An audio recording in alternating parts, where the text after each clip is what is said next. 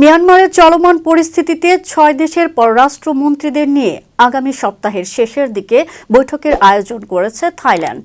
আগামী ১৯ ডিসেম্বর ব্যাংককে অনুষ্ঠেয় বৈঠকে বাংলাদেশ, মিয়ানমার, ভারত, চীন, লাওস ও কম্বোডিয়াকে রাখা হয়েছে। পররাষ্ট্র মন্ত্রণালয় সূত্রে এ তথ্য জানা গেছে।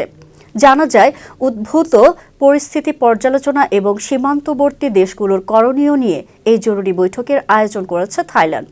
বাংলাদেশের অন্তর্বর্তী সরকারের পররাষ্ট্র উপদেষ্টা মোহাম্মদ তৌহিদ হোসেন ওই বৈঠকে যোগ দেবেন।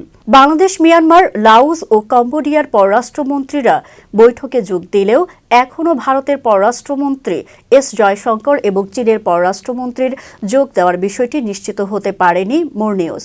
তবে শেষ পর্যন্ত চীনের পক্ষে দেশটির উপ পররাষ্ট্রমন্ত্রীর বৈঠকে যোগ দেওয়ার কথা বলছে সূত্রটি। বৈঠকে আলোচনার বিষয়ে মন্ত্রণালয়ের এক কর্মকর্তা জানান, মূলত মিয়ানমারের পুরো পরিস্থিতি নিয়ে আলোচনা হবে। মিয়ানমারের চলমান অস্থিরতাকে কেন্দ্র করে মানব পাচার, চোরাচালান, মাদকসহ নানাবিধ অপরাধ বেড়ে চলেছে। এসব বিষয়ে আলোচনায় থাকবে বলে ধারণা করছি।